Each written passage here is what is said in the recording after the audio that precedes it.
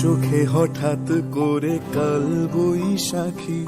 চৈত্রের শেষ বেলা পাতা ওড়ে নাকি, গত বছরের মায়া ভেঙে যাবে বলে, রাজপথ ভেসে গেছে অচেনা কাজলে, দু চোখে হঠাৎ করে কাল বৈশাখী, চৈত্রের শেষ বেলা পাতা ওড়ে নাকি, গত বছরের মায়া ভেঙে যাবে বলে, রাজপথ ভেসে গেছে অচেনা কাজলে। তুমিও অঝরে তাকে শুধু ভালোবেসো,